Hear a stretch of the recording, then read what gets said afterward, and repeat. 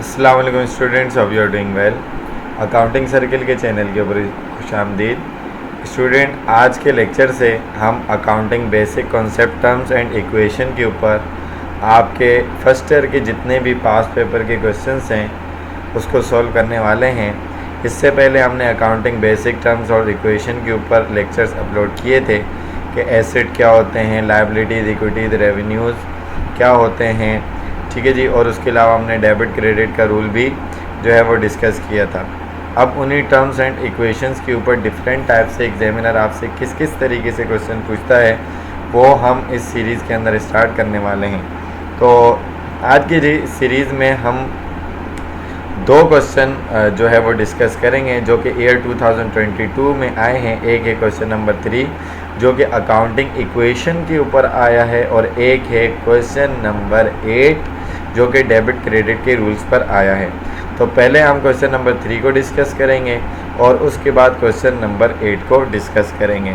Video पूरी देखने से पहले मेरे चैनल को सब्सक्राइब करें और ज़्यादा से ज़्यादा स्टूडेंट्स को शेयर करें, ताकि जिन लोगों ने अब तक अकाउंट्स की तैयारी नहीं की है या जिनको बेसिक्स में कुछ प्रॉब्लम्स होते हैं तो उनके कॉन्सेप्ट आसानी से क्लियर हो सके।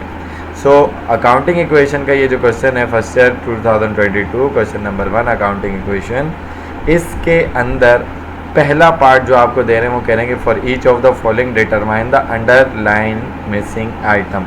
आपने मिसिंग फिगर मालूम करना है। आपको कह रहे हैं the owner equity of a business की owner equity, owners claim over the asset आपने मालूम करना है, जबकि वो कह रहे हैं कि आपके एसेट्स हैं 90,000 के और लायबिलिटीज़ हैं 50,000 की, ठीक है जी।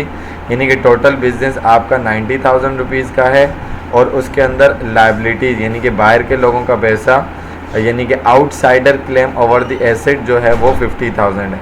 इसी तरीके से सेकंड पार्ट में वो करेंगे आपने the revenues of a business के रेवेन्यूज़ मालूम करने, हैविंग एक्सपेंसेस जिसके एक्सपेंसेस इस साल कितने हुए 80,000 और नेट इनकम आपकी हुई है 15,000। तो एक बात देख लें कि अगर आपको नेट इनकम या प्रॉफिट हो रहा है तो उस केस में आपके एक्सपेंसेस हमेशा कम होंगे और रेवेन्यूज़ ज़्यादा होंगे। थर्ड पार्ट में आपको कह रहा है कि आपने एक्सपेंसेस मालूम करने of a business entity having revenues जिसके रेवेन्यूज़ कितने 75 और नेट लॉस हुआ 9,000 का। तो ये बात भी जान लें कि जहाँ पर आपका लॉस होगा वहाँ आपके रेवेन्यूज़ कम होंगे और आपके एक्सपेंसेस ज़्यादा होंगे, ठीक है जी। तो पहले मैं पहले पार्ट का सॉल्यूशन बताता हूँ, उसके बाद पार्ट बी का सॉल्यूशन है। मैं आपके पास ये जो इक्वेशन सॉल्व करने को दी है वो accounting basic fundamental accounting equation से, जो कि क्या asset is equal to liability plus owner equity. क्या आपका एसेट किसके इक्वल है? लायबिलिटीज़ यानी कि outsider claim plus owners claim over the asset, इन दोनों को प्लस करवाएंगे तो आपके पास टोटल एसेट आ जाते हैं। तो इसको फंडामेंटल बेसिक अकाउंटिंग इक्वेशन भी कहते हैं। तो एसेट आपके पास 90,000 थे टोटल बिजनेस के, लायबिलिटीज़ आपके पास 50,000 की थी, प्लस ओनर इक्विटी आपको मालूम नहीं है। ओनर इक्विटी क्या है सकता है, किसी जगह कैपिटल लिख के दे सकता है, तो बात एक ही है, ठीक है ना। तो लायबिलिटीज़ में आपके पास ओनर इक्विटी प्लस होता है, लेकिन ओनर इक्विटी प्लस हो नहीं सकता क्योंकि उसकी वैल्यू मालूम नहीं है। तो जो चीज़ मालूम करनी होती है उसको अकेले कर देते हैं। 50,000 प्लस हो रहा है, वहाँ जाकर माइनस हो जाएगा। तो 50,000 जब माइनस होगा 90,000 में से, तो आपकी ओनर्स इक्विटी कितनी आ जाएगी? ₹40,000। यानी इस टोटल 90,000 के बिज़नेस में 50,000 आउटसाइडर लोगों के हैं और 40,000 आपके अपने हैं यानी कि ओनर के हैं, ठीक है जी। उसके बाद दूसरा पार्ट उसने पूछा था कि आपने रेवेन्यूज़ मालूम करने हैं, एक्सपेंसेस आपके 80,000 है और नेट इनकम 15,000 है। तो आपकी इसकी जो इक्वेशन बनती है नेट इनकम बराबर होती है किसके? रेवेन्यूज़ माइनस एक्सपेंसेस के। अगर आपके रेवेन्यूज़ ज़्यादा हैं और एक्सपेंसेस कम है तो आपको नेट इनकम होगी, और अगर इसका रिवर्स है तो आपको नेट लॉस होगा। तो नेट इनकम की जगह आपने 15,000 रखा, रेवेन्यूज़ तो मालूम करने थे, मालूम नहीं है, माइनस एक्सपेंसेस किए, एक्सपेंसेस 80,000 के एक्सपेंस माइनस हो नहीं सकता क्योंकि रेवेन्यू की वैल्यू मालूम नहीं है। तो ये माइनस का वहाँ चला जाएगा, इज इक्वल टू कि उधर रेवेन्यू अकेला रह जाएगा। तो माइनस का 80,000 उधर जाके प्लस हो जाएगा, 15,000 प्लस 80,000 आपके रेवेन्यूज़ हो जाएंगे 95,000 के। तो मैंने अभी आपको ऊपर कहा कि नेट इनकम के केस में रेवेन्यूज़ हमेशा एक्सपेंसेस से एक्सीड करेंगे, ज़्यादा होंगे, ठीक है जी। उसके बाद आपको थर्ड केस में कह रहे हैं कि आपने एक्सपेंसेस मालूम करने और आपके रेवेन्यू 75,000 है और आपका नेट लॉस 9,000 का हुआ है। देखें मैंने यहाँ पर इक्वेशन बिल्कुल यही वाली लिखी है, नंबर 2 वाली, बस चेंज क्या किया है, इनकम की जगह नेट लॉस लिखा है, बाकी सेम बात पूरी वैसी की वैसी लिखी है। तो नेट लॉस नुकसान हुआ है तो यानी कि नेगेटिव 9,000, रेवेन्यूज़ आपके पास गिवन है 75,000 और एक्सपेंसेस माइनस मालूम नहीं है। तो मैंने आपको क्या कहा, नेट लॉस के केस में रेवेन्यूज़ कम होंगे और एक्सपेंसेस ज़्यादा होंगे। तो आपके पास एक्सपेंसेस मालूम करना है, एक्सपेंसेस यहाँ माइनस हो रहा है, हो नहीं सकता क्योंकि उसकी वैल्यू मालूम नहीं है। इजिकल टू कि उधर गया तो प्लस हो गया, ये माइनस का 9 इधर आके प्लस हुआ, 75,000 प्लस 9,000, तो आपके टोटल एक्सपेंसेस कितने आ गए, 84,000, जो कि एक्सीड कर रहे हैं किससे, 75,000 रुपीज़ से। ठीक है जी, तो ये आपका पहला पार्ट था। इसके बाद हम चलते हैं दूसरे पार्ट की तरफ। उसमें आपको कह रहा है ऑन जनवरी 1 जनवरी को द अमाउंट ऑफ एसेट, आपके एसेट की जो वैल्यू थी, अमाउंट थी मंथ के स्टार्ट में, और कैपिटल की वो थी 80,000 एसेट और 70,000 जो थी वो आपकी कैपिटल की अमाउंट थी। बिगिनिंग एसेट और बिगिनिंग कैपिटल गिवन है respectively. Find the amount of capital, आपने कैपिटल की अमाउंट मालूम करनी है जनवरी 31, 2021 की। अगर आपके एसेट 30% से इंक्रीज़ कर जाएं और लाइबिलिटीज़ डिक्रीज़ हो जाएं 25% से ड्यूरिंग द मंथ, ठीक है ना। तो इसका मतलब क्या हुआ, लाइबिलिटीज़ डिक्रीज़ हो जाएं तो पहले तो हमें बिगिनिंग की लाइबिलिटीज़ मालूम करनी होंगी इक्वेशन के बदले में। तो उसके बाद जाकर हमारे पास जितने एसेट हैं वो इंक्रीज़ तो इजीली 30% से हम कर सकते हैं, लेकिन लाइबिलिटीज़ कैसे डिक्रीज़ होंगी उसको पहले मालूम करना पड़ेगा। तो चलते हैं अपने सॉल्यूशन की तरफ, सॉल्यूशन पार्ट बी में, कि सबसे पहले आपके बिगिनिंग की इक्वेशन का यूज़ करते हैं हम लाइबिलिटीज़ मालूम करते हैं। Asset is equal to liabilities plus capital, अभी पहले पार्ट में आपने सीखा, ओनर इक्विटी लिखें या कैपिटल लिखें, बात एक ही है।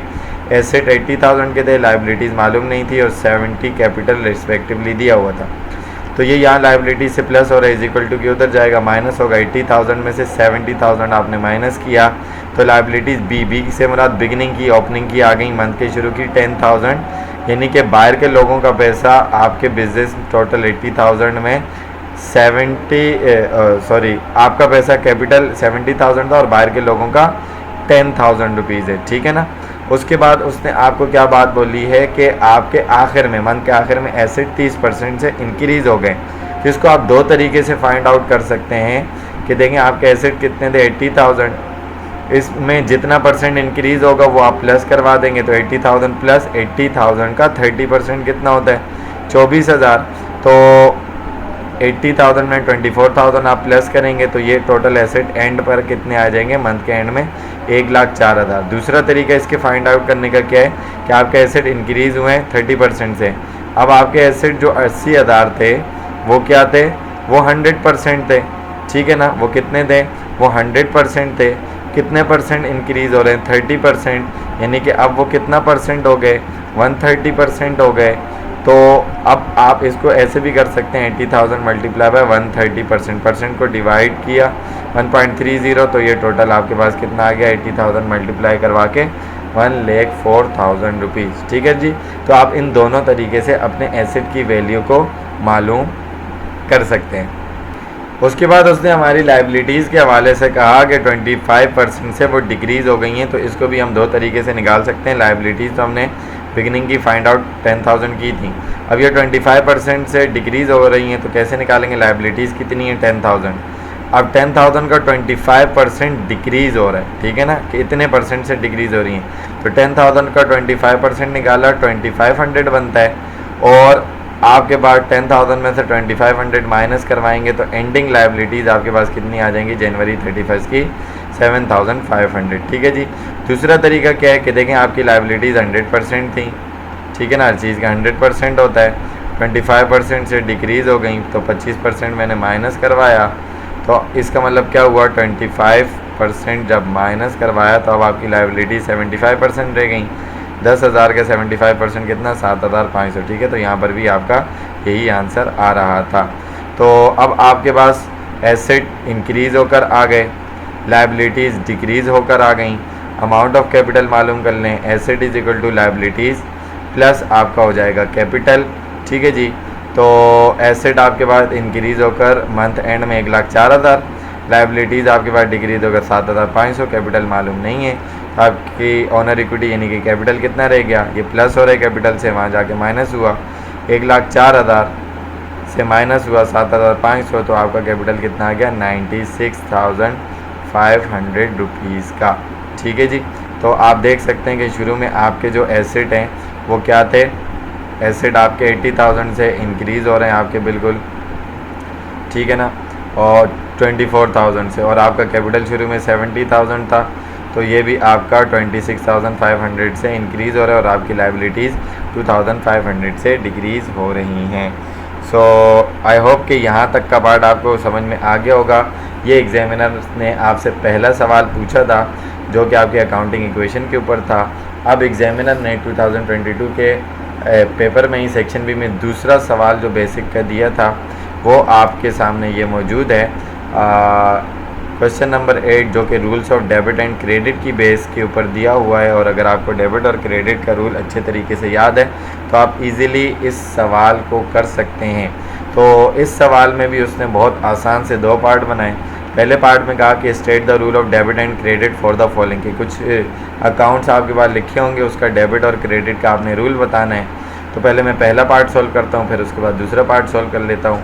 तो सबसे पहले उसने कहा increase in equipment, decrease in owner's equity, decrease in notes payable, increase in sales, increase in rent expense. तो ये अकाउंट्स हैं, इनको मैंने लाइन वाइज लिखा, increase in equipment, decrease in owner's equity, decrease in notes payable, increase in sales, increase in rent expense. तो debit credit का rule apply करना है। इंक्रीज़ इन इक्विपमेंट, इक्विपमेंट आपको पता है कि एसेट है, एसेट बढ़ता है तो डेबिट साइड रिकॉर्ड होता है। Decrease in owner's equity, equity आपकी बढ़ती है प्रॉफिट की वजह से, एडिशनल इन्वेस्टमेंट कैपिटल की वजह से, जब भी बढ़ती है तो क्रेडिट होती है, और जब डिक्रीज़ होती है, डिक्रीज़ इन ऑनर्स इक्विटी, ठीक है ना, तो वो लॉस की वजह से, एक्सपेंसेस की वजह से डिक्रीज़ होती है, ड्राइंग की वजह से, तो वो कहाँ रिकॉर्ड होती है, डेबिट साइड पर रिकॉर्ड होती है। उसके बाद decrease in notes payable, notes payable आपको पता है कि लायबिलिटी है, लायबिलिटी बढ़ती है तो क्रेडिट कम होती है तो डेबिट साइड रिकॉर्ड होती है। इंक्रीज़ इन सेल्स, सेल्स आपका रेवेन्यू का अकाउंट है, रेवेन्यू इंक्रीज़ होता है तो क्रेडिट साइड रिकॉर्ड होता है, डेबिट साइड डिक्रीज़ होता है। Increase in rent expense, expense account है सर, एक्सपेंस बढ़ता है तो वो डेबिट साइड पर रिकॉर्ड किया जाता है। तो ये आसान सा सिंपल सा उसने पार्ट दिया था बेसिक की क्लास में, एक दिन बच्चा बैठने वाला कि इसको इजीली कर सकता है। उसके बाद आपको कह रहे हैं पार्ट बी में, classify the following items into asset, liabilities, expenses, honours equity and revenues, also mention there normal balances. तो समझें कि इस क्वेश्चन में एक पार्ट आपका डेबिट क्रेडिट से मिलाया हुआ है, और क्लासिफिकेशन ऑफ अकाउंट में आपके asset, liabilities, expense, honour equity and revenues की एग्जांपल्स आपसे पूछ रहे हैं। यानी वो ये कहना चाह रहा है कि नीचे कुछ अकाउंट्स गिवन हैं, उनको आपने क्लासीफाई करना है कि कौन सा उसमें एसेट है, लायबिलिटीज़ कौन सा, रेवेन्यूज़, एक्सपेंसेस, ऑनर इक्विटी उसमें से कौन सा है, और उनका नॉर्मल बैलेंस भी मेंशन करना है। तो नॉर्मल बैलेंस से मुराद होता है कि जो अकाउंट जब भी बढ़ेगा वो किस अकाउंट या किस साइड पर रिकॉर्ड होगा, आइदर वो डेबिट साइड पर रिकॉर्ड होगा या वो क्रेडिट साइड पर रिकॉर्ड होगा, तो वो उसका नॉर्मल बैलेंस कहलाता है। डिक्रीज़ आपका नॉर्मल बैलेंस नहीं होता है। तो आपके पास 7 अकाउंट दिए हुए हैं, outstanding salary, unexpired rent, insurance expired supplies, unearned commission income, supplies used, sales और अनपेड एक्सपेंसेस, ठीक है ना। सॉरी ये 8 अकाउंट है, ये मिस प्रिंट हो गया, टाइपिंग एरर है। तो इसको मैं सॉल्यूशन की तरफ लेके चलता हूँ। तो देखें आपने 3 कॉलम बनाए अकाउंट्स के कि आपके पास कौन कौन से अकाउंट्स थे, उनकी नेचर आपको क्लासीफाई करनी थी और उसका नॉर्मल बैलेंस बनाना था। तो हमने इस हिसाब से अपने 3 कॉलम्स बना लिए। तो सबसे पहले हमारे पास जो अकाउंट है वो आउटस्टैंडिंग सैलरीज है। आउटस्टैंडिंग सैलरीज का मतलब क्या, आउटस्टैंडिंग या अक्रूड का मतलब होता है कि एक्सपेंस जो है वो एक्सपेंस आपका इनकर्ड हो गया, ख़र्चा आपका हो गया, बट उसकी पेमेंट नहीं हुई, बट नॉट येट पेड, ठीक है ना, बट नॉट येट पेड, यानी कि ख़र्चा हो गया लेकिन उसकी पेमेंट नहीं की। तो बच्चे इसको नॉर्मली ये समझते हैं कि आउटस्टैंडिंग सैलरी लिखा है, सैलरी तो नॉर्मली एक्सपेंस ही होती है, लेकिन आप टर्मिनोलॉजी जो पीछे लिखी है उसका माना भी तो समझे ना। आउटस्टैंडिंग सैलरी यानी कि सैलरीज एक्सपायर तो हो गई हैं, मंथ तो कंप्लीट हो गए, लेकिन आपने एम्प्लॉयज़ को अब तक पे नहीं की, तो इसका मतलब पे नहीं की तो वो आपकी लाइबिलिटीज़ हैं, और लाइबिलिटी बढ़ती हैं तो क्रेडिट होता है, तो उसका नॉर्मल बैलेंस क्रेडिट साइड आएगा। उसके बाद अनएक्सपायर्ड रेंट, अनएक्सपायर्ड का मतलब एक्सपायर नहीं हुआ यानी कि प्रीपेड है। प्रीपेड आपका एसेट है, एसेट में भी करंट एसेट है, और एसेट जब भी बढ़ता है तो वो डेबिट साइड रिकॉर्ड किया जाता है। उसके बाद वो कह रहे हैं इंश्योरेंस एक्सपायर्ड, इंश्योरेंस एक्सपायर हो गई यानी कि एक्सपेंस हो गया, तो ये कौन सा अकाउंट, एक्सपेंस। एक्सपेंस जब भी बढ़ता है तो वो डेबिट होता है, तो इसका नॉर्मल बैलेंस डेबिट हो गया।